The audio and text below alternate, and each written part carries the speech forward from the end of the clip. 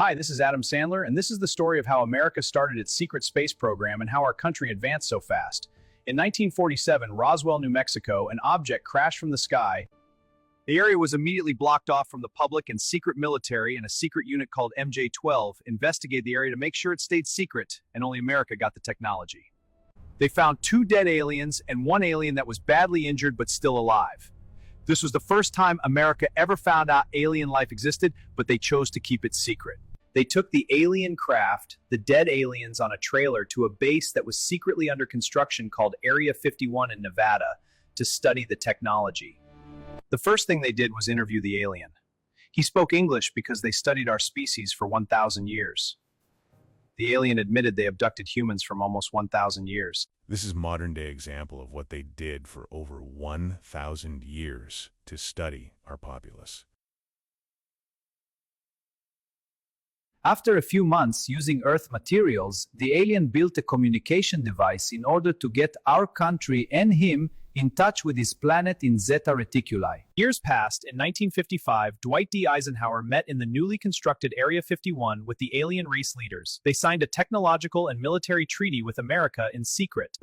To make America a superpower, top secret SCI contracts were signed with America's biggest companies to share some of this technology slowly without telling Americans. This is when America's technological boom began. Over the next 30 years, we had numerous advancements: the laser, the compact disc, advanced computers, fiber optos, and the space programming. The 2 greatest pieces of technology invented from alien guidance in the 1960s was a computer that could fit in a small room and modern rocketry. Here is where it gets tricky. And in 1969, America told the world that they put Americans on the moon. Everything was real, except they didn't go to the moon. They stayed in Earth's orbit. What actually happened was, when Neil Armstrong was floating around in Earth's orbit, we were live recording a fake moon landing in the Mojave Desert. Why the hell did America do this? Because by this time, with the help of the aliens, we already had a base on the moon and Mars, and a fully functional secret space program. We had the public space program to make America #1 and beat Russia. We slowly leaked new technology to the world over the years, so nobody knew we had hidden alien technology. Meanwhile, behind the scenes, we were launching spacecraft from Area 51 on an hourly basis to the moon and Mars. The technology we had was so powerful we could travel to another galaxy. Our Martian base and colony housed 200,000 military and civilian colonists who signed their entire families away on a lifetime secret mission, never to return home. As well as lifetime colonists, we also had military and civilians with top secret SCI clearance allowed to travel back and forth from Earth to space bases on a daily basis. Our moon base would be able to be seen by human telescopes, so it was on the dark side of the moon with only about 25,000 colonists, tighter security. Military space officers check into the moon's terminal on an hourly basis. They are selected from top candidates from the regular space program. America and the world have no idea this even exists. But this part of the story is hard to hear. What happens when someone finds out and goes public?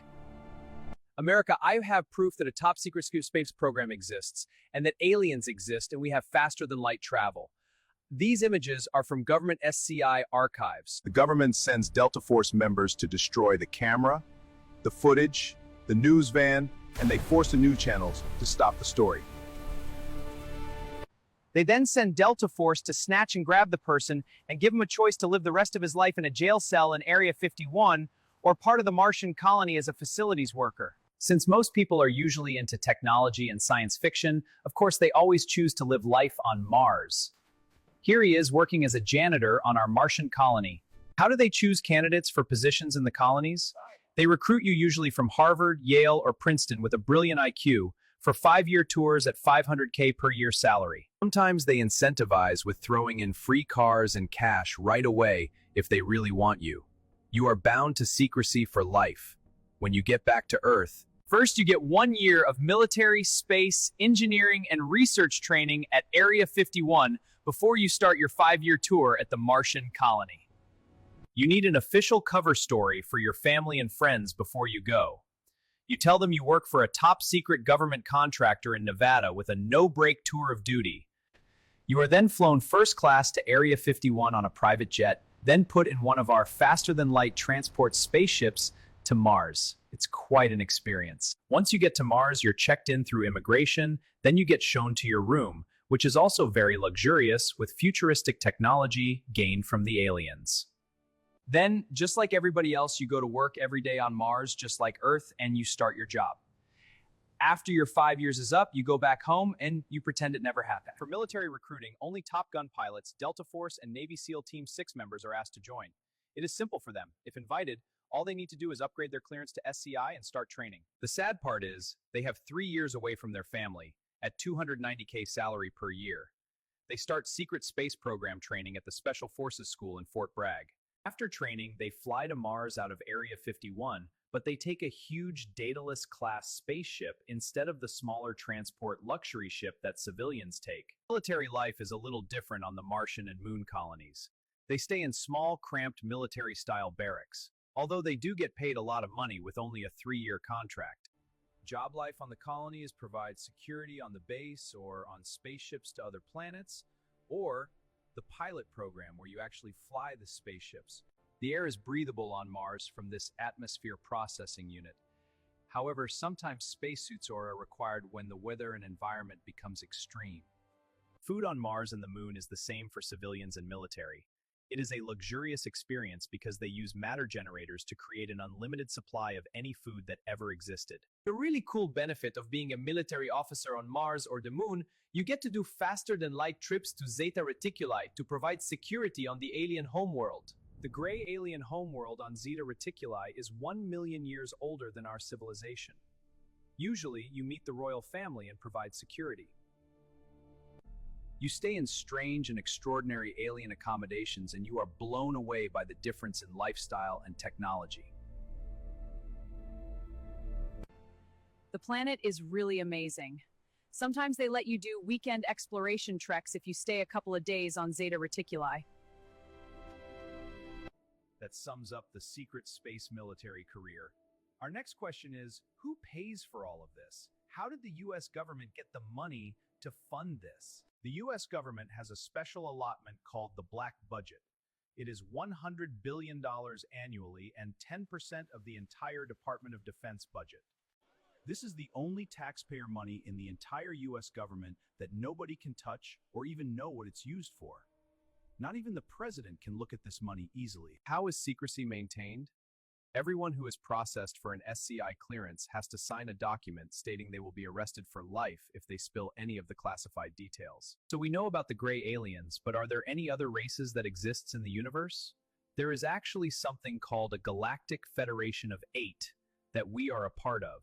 The Federation has the Greys, 3 types of same family reptilians, the Nordics, the Syrians, the Anunnaki, the Lyran, and the Grey robot hybrids. Sentient life is very rare. They have only discovered 8 races in our entire galaxy, including us. Multiply that by the universe's galaxies, that gives us the possibility of billions more species. The Federation meets once per month in a neutral planet in the middle of the Milky Way galaxy. This alliance proves advancement of species equals peace. Back to Earth. We have the Golden Ticket program. The world's billionaires were cleared, and in the event of a catastrophe, offered residency on Mars for $1 billion per family member. As of 2026, today, what is the status of the secret space program? We are creating Earth 2 on a Goldilocks planet outside of our galaxy for a new colony. So far, we created 1 megacity on this planet, and we share it with all its species. Humans are the 90% majority. The planet is huge with capacity for 30 billion people. Our move to the new planet is structured to happen if a global catastrophe occurs. Unfortunately, we can only take specific people who we need to contribute to each part of society, and the brightest minds. Everybody in the crowd, our government is using mind control and manipulating our children. Stay woke! What you're about to see is more classified than the secret space program. The only nefarious thing this program does is if someone is deemed a threat to society, they are swapped out with a clone and the original is sent to the new colony Earth 2 for psych eval. This happened to Kanye West in 2020. He said some things publicly you just saw that got him cloned and removed from the planet. Within 5 minutes, a clone is placed back into his exact location with all his memories and a mind control device installed so the government can control him. Then the original Kanye West is whisked away to Area 51 in Nevada to be briefed on his journey to Mars and why he was deleted from society. Kanye, you said a lot of things that compromise our government security. We were forced to cancel you. After a psych eval, you will have a new identity on Earth 2 with equal wealth. I understand. He is then flown from Area 51 to space and then to the edge of the Andromeda Galaxy, 2.5 million light-years away, to our new colony, Earth 2. After the psych evaluation, he is shown to his residence in the elite quarter, issued a new identity, and after a probation check and once a month, free to roam the planet. A plastic surgeon changed what Kanye looks like by 25% for his new identity. My cover story is I'm a billionaire aerospace exec from Earth who wanted to retire early off planet, and I had top secret clearance, so I knew about the project. First time I met an alien at the club last night, this morning I designed some Yeezy clothes and knockoff sneakers for him using the matter generator. That concludes our documentary on the United States Secret Space Program. Thanks to Adamsandler, Mikevining, Dwight Eisenhower, and King Charles.